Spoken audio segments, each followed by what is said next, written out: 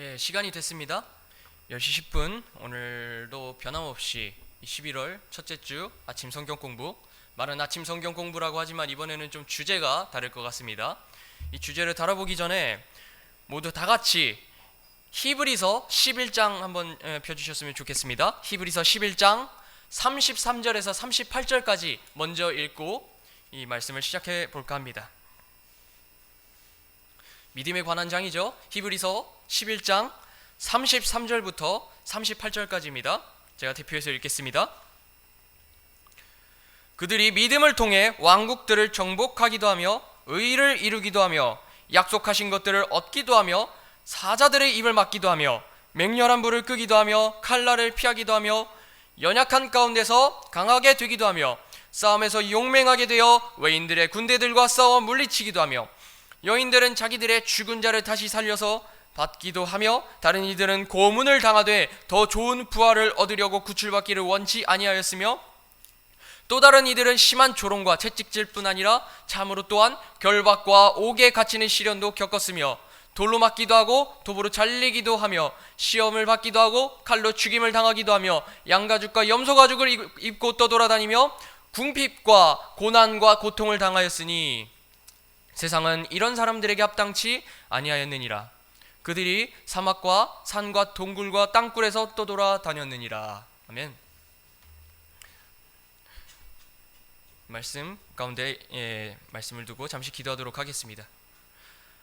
하나님 아버지, 오늘로 변함없이 이 11월 첫째 주에 말씀으로 시작할 수 있게 하시니 감사합니다.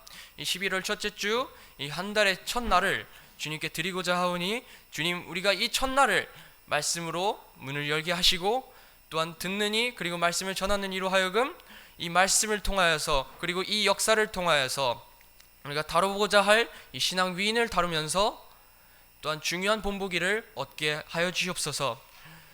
힘이 무지하고 무능하고 또 부족한 종이오나 주님, 분명 이 말씀 사역을 통해서 하나님께서 영광 받아 주시옵소서.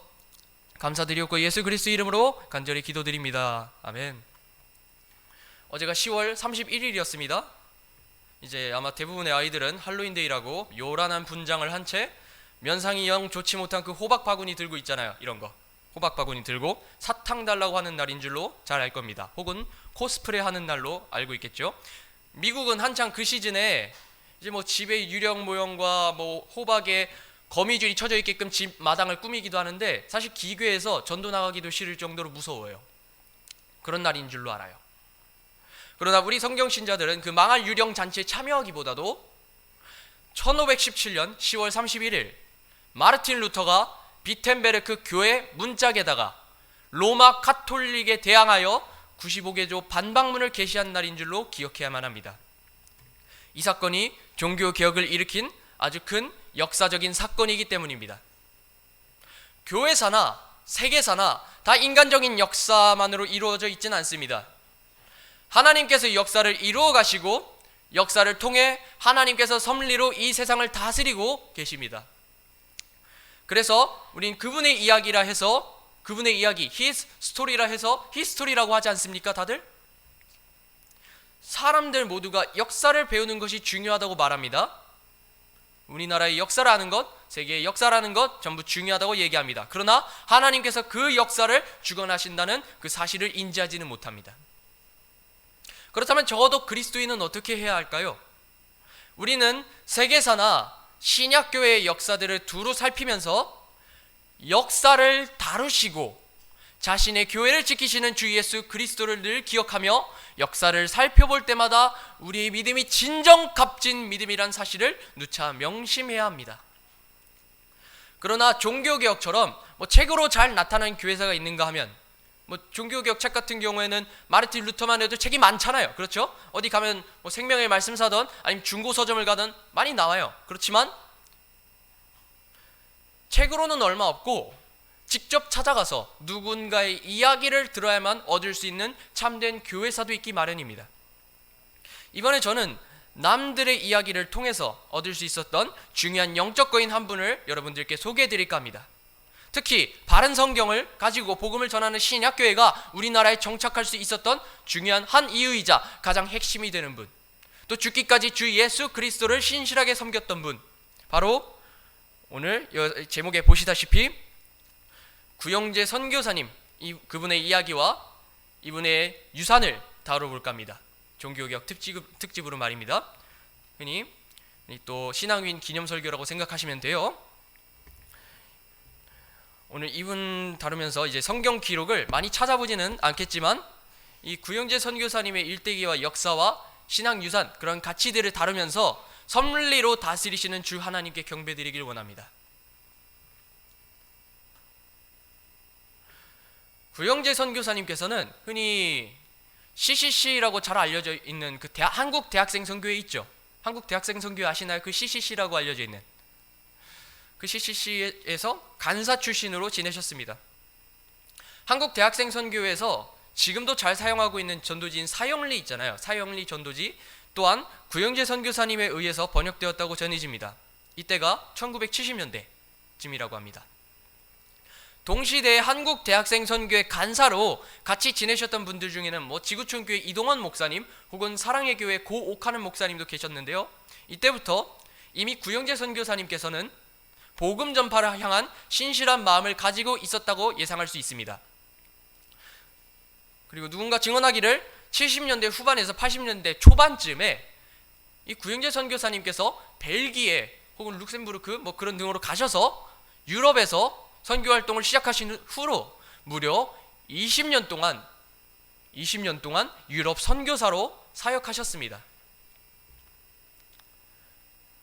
이제 그곳에서 선교사로 활동하시는 중에 구영재 선교사님은 가장 중대한 문제를 발견하게 되셨습니다. 야고보서 5장 16절, 여러분들 킹제임스 성경 이슈를 잘 아시는 분들이라면 꽤나 익숙한 구절일 수 있겠습니다. 그분은 이 야고보서 5장 16절을 읽으셨을 때 무언가 이상함을 느끼셨다고 합니다. 우리가 쓰는 킹제임스 성경 같은 경우에는 너희 잘못들을 서로 고백하고 라고 잘 알고 있지만 그 시대에 잘만 사용해왔던 성경이 개역 한글판 성경이었잖아요. 개역 성경. 이러므로 너희 죄를 서로 고하며라고 되어 있죠. 이 구절을 읽고 연구하시면서 무언가가 잘못되었다라고 파악하게 되셨습니다.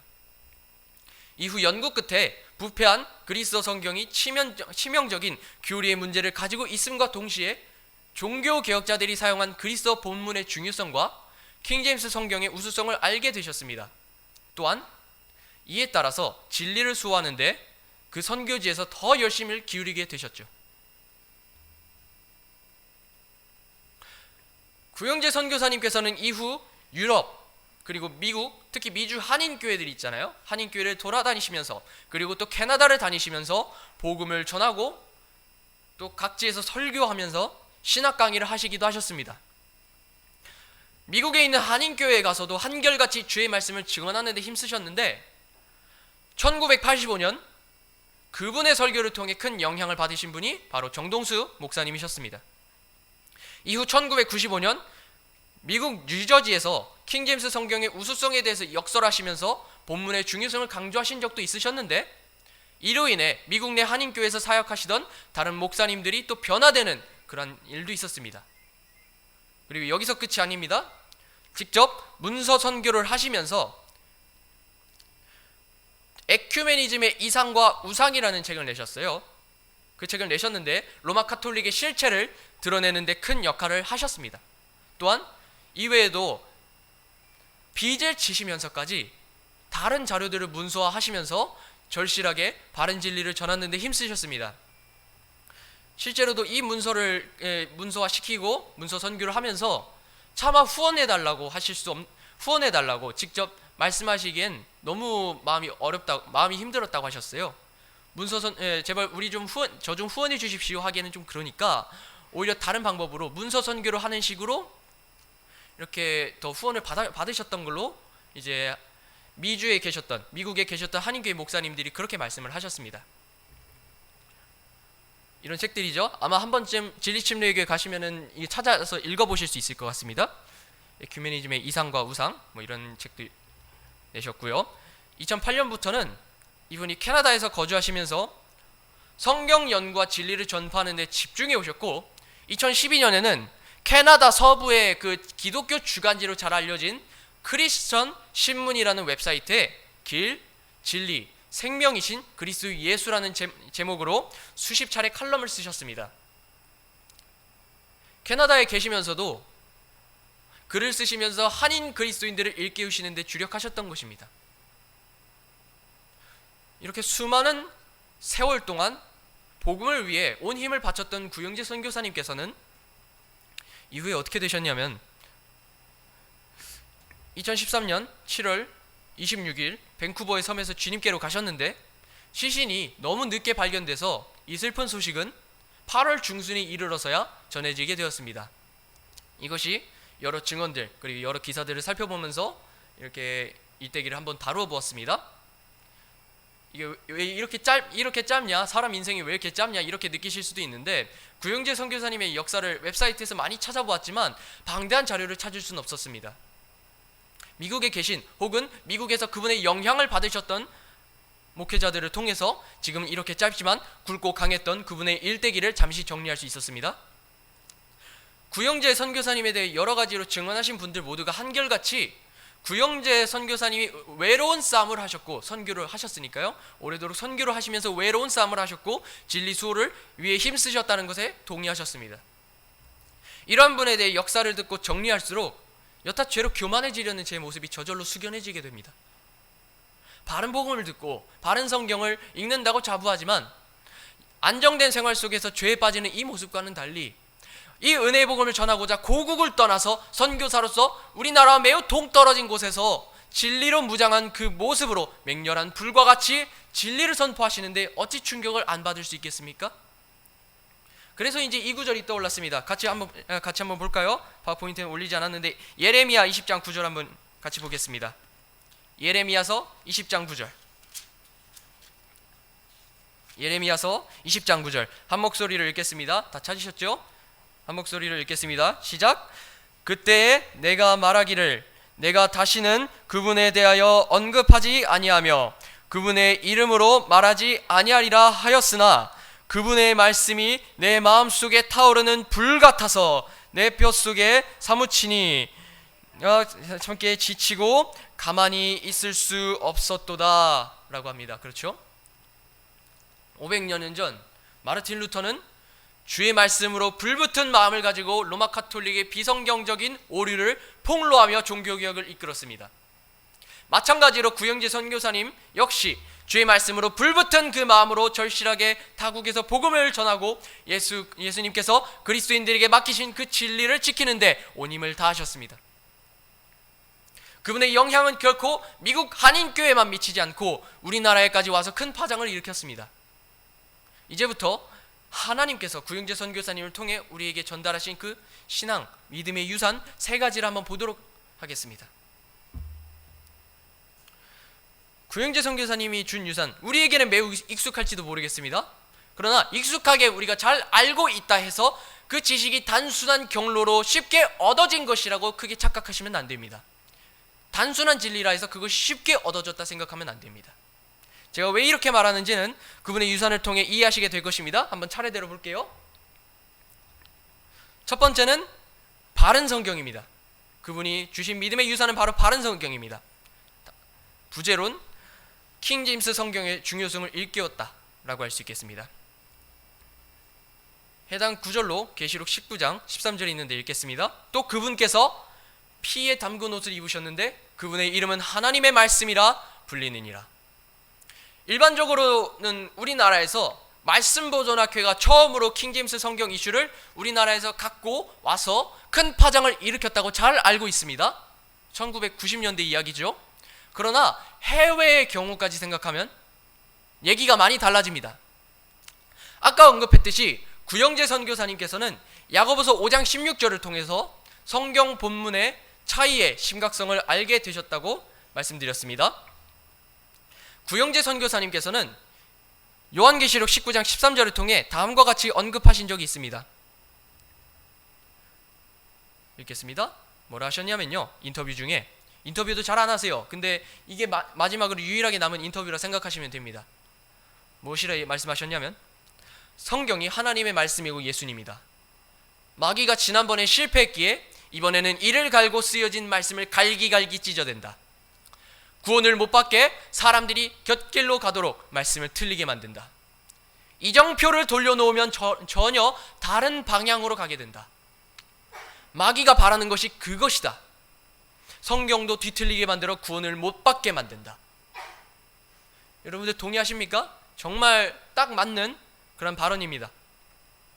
그는 종교개혁 때 개혁자들이 가지고 있었던 그 본문들이 참된 성경이라고 믿고 있었고, 또 킹제임스 성경이 우수하고 참된 본문에서 번역된 하나님의 말씀인 줄 믿고 있었습니다. 또한 성경을 뜯어고치려는 신학자들을 무려 테러리스트라고 말하며 그들이 존경까지 받으면서 사람들의 영과 육을 죽인다고 신랄하게 비판했습니다. 어느 누가 감히 테러리스트라고 얘기할 수 있겠습니까? 단어도 참 심할 정도로. 적어도 1990년대는 이 문제에 대해 정확하게 파악했다고 볼 수 있는데요, 심지어는 이 선교사님의 소개로 킹제임스 성경을 지지하는 분 중에 D.A. 웨이트 박사님을 알게 되어 그분의 제자가 되신 분도 여럿 계십니다. 이렇게 제가 표를 만들었는데, 정동수 목사님께서는 이렇게 구영재 선교사님의 영향을 받은 이유로 웨이트 박사님을 통해서 킹제임스 성경에 관해 배우셨고, D.A. 웨이트 목사님께서, 이 박사님께서 심우하시는 그 교회에서 목사 안수를 받으셨습니다. 그리고 선교사로 파송돼서 지금 사랑침례교회가 있는 거예요. 이렇게 구영재 선교사님의 직간접적인 영향 때문에 저렇게 킹제임스 성경 사역을 감당하게 되셨습니다. 그리고 또 다른 케이스가 있는데, 미주 한인교회 내에서 상당히 잘 알려지신 분 중에 윤사무엘 목사님이라고 계십니다. 이분이 이제 구영재 선교사님에 대한 방대한 또 중요한 자료들을 저한테 주셨어요. 앞으로도 주실 것이고요. 이분도 1995년에 뉴저지에서 구영재 선교사님을 통해 킹제임스 성경의 우수성을 알게 되어 몇 년 후 웨이트 박사님을 만나 뵈셨고, 그분이 강의하신 킹제임스 성경을 변호하는 세미나를 한국인으로서 최초로 수료하게 되었습니다. 윤사무엘 목사님도 별도로 장로교 신학을 기반으로 킹제임스 성경을 한글로 번역하는 작업을 지금 맡고 계십니다. 저도 최근에 가서 알았는데, 지금 제가 갖고 있는 이 신약 성경도 구영재 선교사님과 윤사무엘 목사님이 이렇게 번역을 담당하시면서 번역된 이 킹제임스 성경, 신약 성경도 이렇게 윤사무엘 목사님을 통해서 번역이 되었습니다. 이 또한 구영재 선교사님의 영향이라고 볼 수 있어요. 이제 킹제임스 성경의 우수성을 열렬히 지지하는 대표적인 두 분 잠시 언급했습니다. 바른 성경을 알게 된 경로가 약간씩은 다른데 결과적으로 두 분 모두 구영재 선교사님의 직간접적인 영향을 받아서 킹제임스 성경의 우수성을 전달하는 사역자가 되셨습니다. 결국 바른 성경의 중요성을 알고 계셨고, 현대 번역본의 문제점을 잘 알고 계셨던 데다 성경 기록이 마귀에 의해 변개될 수 있다는 사실 또한 매우 잘 알고 계셨던 이 선교사님에 의해 킹제임스 성경이 이렇게 한글로 번역이 되는 토대가 마련된 것입니다. 고로 성경 이슈에 관한 한 킹제임스 성경의 우수성을 제대로 전달하신 그 원조는 바로 구영재 선교사님이라고 감히 말씀할 수 있겠습니다. 이 바른 성경이 우리 손에 주어지도록 누군가는 30년의 세월을 바른 본문의 우수성을 전달하는 데 힘썼다는 것을 기억해야만 합니다. 다음 보겠습니다. 두 번째는 반카톨릭입니다. 다른 예수를 전하는 거짓 복음을 폭로하셨습니다. 이 반카톨릭 하면은, 이제 카톨릭 하면 떠오르는 구절이 아마 갈라디아서 1장 6절부터 7절입니다. 읽겠습니다. 그리스도의 은혜 안으로 너희를 부르신 분을 너희가 이렇게 속히 떠나 다른 복음으로 옮겨가는 것을 내가 이상히 여기노라. 그것은 또 다른 복음이 아니며 다만 너희를 어지럽히고 그리스도의 복음을 왜곡하려 하는 자들이 더러 있도다. 본디 우리 침례교회는 교회사 흐름 자체적으로 반카톨릭이잖아요. 침례교회 흐름 자체가 다 반카톨릭이에요. 그렇기 때문에 동일한 흐름을 가진 신약교회의 본을 따른 그 믿음의 선조들을 통해서 로마 카톨릭의 오류를 파헤치고 성경적 가치들을 지키는데 크게 어려움이 없기는 합니다. 그런데 구영재 선교사님께서는 이를 더 철저히 파헤치셔서 왜 우리가 믿는 기독교는 로마 천주교와 철저하게 다른지를 보여주셨습니다. 이분이 얼마나 반카톨릭을 두고 치밀하셨냐면요, 이 사진 자료를 방대하게 직접 가져와서 사진에 나타나는 도구나 여러 가지 사건을 가지고 로마 카톨릭의 오류를 하나하나 상세하게 다뤘어요. 그래서 에큐메니즘의 이상과 우상이라는 책이 1996년에 나올 수 있었습니다. 문서 사역을 다루실 때도 마찬가지로 여러 사진들을 동원하면서 중요한 사실을 제시해 오셨다는 데 힘써 오셨고요. 아까 우리가 읽었던 그 야고보서 5장 16절 기억하시죠? 킹제임스 성경은 잘못들을 서로 고백하라고 말하지만 개역 한글판을 비롯한 수많은 번역본들은 너희 죄를 고하며 라고 번역했기 때문에 이것이 로마 카톨릭의 고해 성사를 지지해주는 구절이 되었다고 알고 있습니다. 그렇죠? 구영재 선교사님께서는 이 문제를 정확하게 알고 자신의 칼럼에서 로마 카톨릭이 이 구절을 어떻게 악용했는지 설명해 주셨습니다. 보겠습니다. 회개는 하나님께 하게 되어 있지 사람들에게 드러내는 것이 아니다. 모든 혀가 하나님께 직고하게 되어 있지 직접 고하게 되어 있는 거죠. 천주교의 고해 성사가 아니다. 이 역시 웨스트코트 호르트의 변개된 구절에 기인한다. 이제 구영재 선교사님이 번역하신 이 성경 이 신약 번역인데요. 이게 너희 허물을 서로 고하며라고 되어 있습니다. 저기서는 너희 허물을 서로 고하며 이 허물을 죄로 변개하고 고해 성사를 합리화하였고 영국 고교회와 옥스포드 운동과 천주교에서 이를 교리화하였다. 이렇게 말씀하셨습니다. 정말 정확합니다. 카톨릭에서 이 성경 구절을 변개했다는 사실 정확하게 폭로하셨어요. 또한 로마 카톨릭이 왜 우리가 믿는 기독교와 다른지 정확하게 또 일침하셨습니다. 교황이 다니면서 만나는 사람은 대부분 정치인이다. 교황이 다니면서 십자가의 그리스도의 복음을 전한 적이 있는가? 십자가의 보혈로 구원받았다는 메시지를 전한 적이 없다. 대신 다니면서 산화 제한, 여성 해방 운동, 약물 문제를 말하는데 그것들은 복음이 아니다. 사회가 토해낸 찌꺼기다. 그리스도의 복음을 제대로 전하지 않으면 성경이 말하는 교회가 아니다. 기독교와 캐톨릭은 기본 교리도 다르다. 삼위일체가 다르다. 많은 목사들이 같은 삼위일체로 하는데 같지 않다. 교리가 다르고 그것이 요한계시록에 이언된 바빌론의 비밀이다 라고 인터뷰에서 얘기합니다. 은혜의 복음을 전하지 않고 정치적 야합만을 꿈꾸기 때문에 그는 로마 카톨릭이 우리가 믿는 복음과 크게 다르다고 지적합니다. 그리고는 적절한 구절로서 이제 요한 이서를 인용하셨습니다. 같이 읽겠습니다. 시작. 누구든지 죄를 지으며 그리스도의 교리에 거하지 아니하는 자에게는 하나님이 없고 그리스도의 교리 안에 거하는 자에게는 아버지와 아들이 둘 다 있느니라 라고 하죠.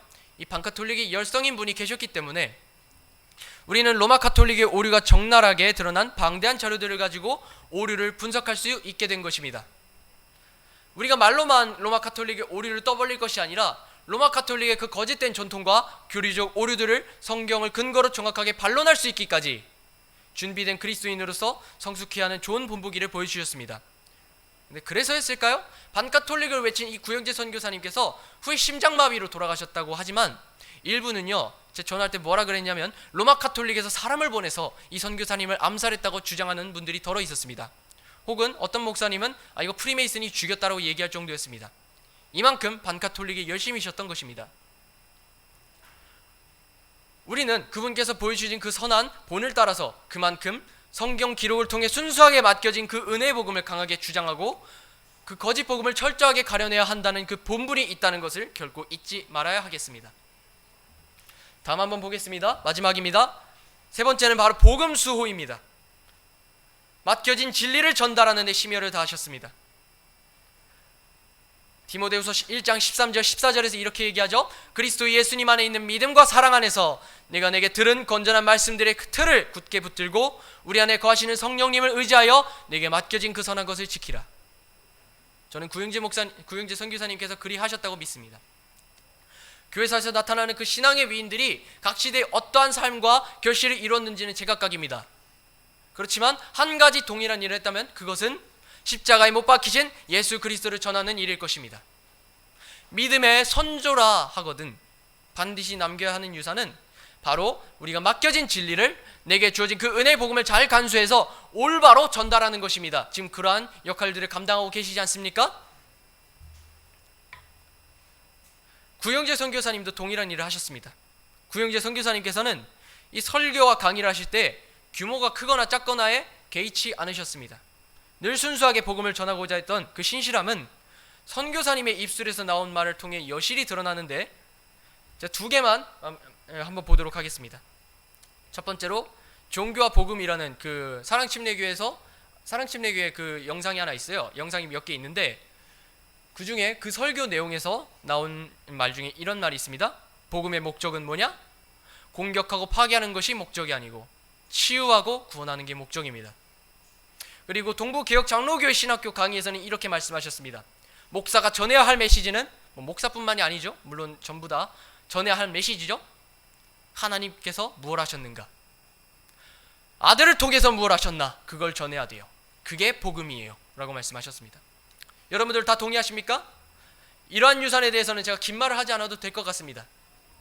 애당초 선교사의 신분으로 여러 나라를 돌면서 설교하고 강의한다는 것이 그렇게 쉽지 않은 일임을 알고 있지 않습니까? 그럼에도 불구하고 꿋꿋하게 그 사역을 감당하셨던 그분의 삶은 그리스도의 복음 아니고서는 결코 그렇게 살 수 없는 삶입니다. 또한 이 사역의 역사가 수십 년 동안 지속되는 동안 그분의 설교와 강의를 들었던 성도들의 마음에 복음을 향한 그 열망을 일으켰다는 것을 여러 증인들을 통해 종종 들을 수 있었습니다. 신실한 사람으로서 그 입에서 나오는 복음의 말씀을 듣는 사람들이 크게 영향을 받고 주의 말씀으로 더욱 돌이키는 역사가 있었다고 말합니다.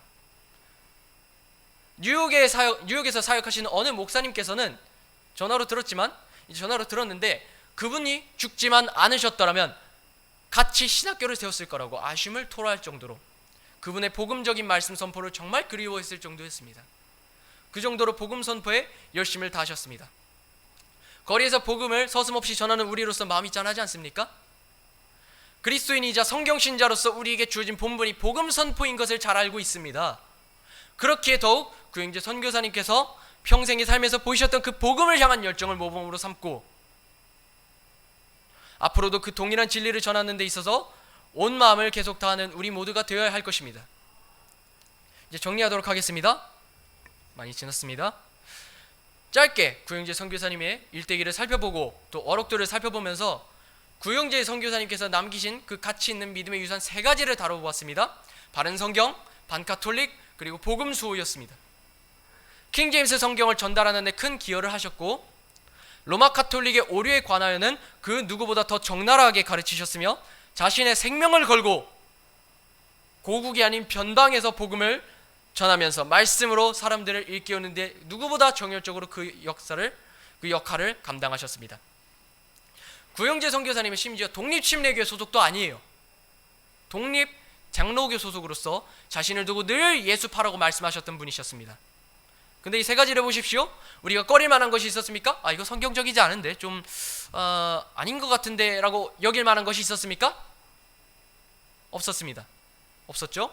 구영재 선교사님께서 중요히 여기신 이 믿음의 유산 세 가지는 분명 우리 신약교회가 가지고 있어야 하는 중요한 가치들이지 않습니까? 킹제임스 성경을 사용하는 신약교회 모두가 한 마음으로 동의할 수 있는 성경적 가치입니다. 우리는 이 믿음의 값진 유산을 동일하게 품고 있습니다. 구영재 선교사님이 이렇게 전달한 그 동일한 유산을 동일하게 품고 있습니다.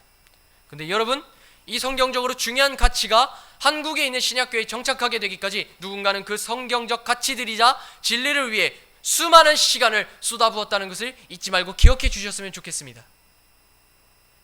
성경으로 돌아가자고 결단한 루터를 통해 종교개혁이 일어났지만 결코 짧지 않은 시간이 지나고 나서야 바르게 보존된 성경 본문을 통해 킹제임스 성경, 프랑스 성경 등등 다른 언어로 성경이 확산되는 그러한 결실을 맺었습니다. 이와 동일하게 구영재 선교사님 역시 자신의 일생을 다 바쳐가며 성경적 가치들을 정해냈고 긴 시간의 인내 끝에 그분의 영향을 받은 이로 하여금 킹제임스 성경이 한글로 번역되는 그 결실이 맺어지게 되었습니다. 신약교회를 보존하시고 참된 복음과 진리의 말씀을 지키시는 우리 주 하나님께서 이 열매 맺음을 다 주도하셨습니다. 주님께서는 진실로 주의 말씀으로 결단한 그리스도인을 통해 이같이 놀라운 역사를 이루어 주셨습니다. 고로 주님께 감사드려야 마땅하지 않겠습니까? 그런 거로 우리 모두가 구영재 선교사님에 대해 배운 그대로 그분께서 한 세대 전에 미리 앞서 보여주신 그 신앙의 모범을 따라서 성경 기록에 그리고 복음의 진리에 더더욱 신실한 모습을 드러내는 신약교회가 되기를 간절히 소망합니다. 종교개혁을 기념하면서 또한 우리가 이 동일한 원리를 지켜나가는 이 배단위 침례교회가 될 수 있도록 우리 기도하시면서 오전 예배 준비하도록 하겠습니다. 이렇게 신앙위인에 관련해서 신앙위인을 기념하며 이 말씀을 마치도록 하겠습니다. 각자의 자리에서 오전 예배를 준비하면서 기도해 주셨으면 좋겠습니다. 이것으로 마치겠습니다.